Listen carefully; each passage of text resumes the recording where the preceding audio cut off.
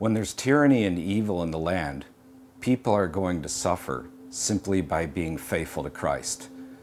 And it is our duty to make their suffering known to others so people see the tyrants for what they are. And right now, Christians are suffering. There's 23 Christians looking at up to 34 years in federal prison for simply peacefully, prayerfully interposing at the door of the abortion clinic to keep a preborn child from being ripped apart and murdered.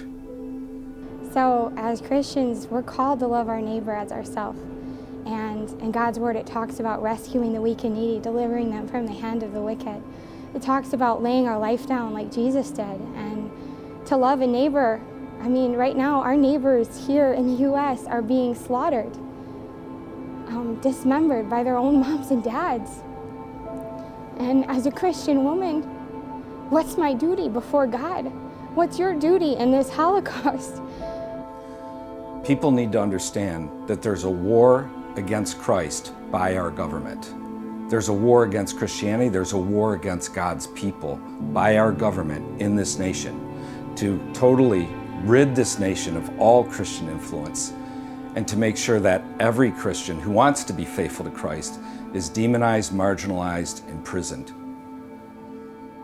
In the days ahead, it's going to become more important for the lesser authorities to realize they should not offer blithe compliance to a lawless, brutal, tyrannical federal government, that their duty is interposition. And we have many examples from history here in our country where lesser authorities interposed against the evil of the superior authority in order to protect people in their jurisdiction.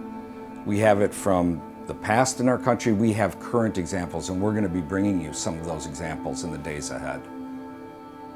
Our duty for these Christians, these 23 Christians, is to make their suffering known. You need to tell your pastor, you need to tell your fellow Christians, maybe you can put a sign out in front of your house. We need to rally to these brothers and sisters and let them know that we care. And we can do that in part by giving on behalf of their needs in the situation they find themselves in right now. Please do that.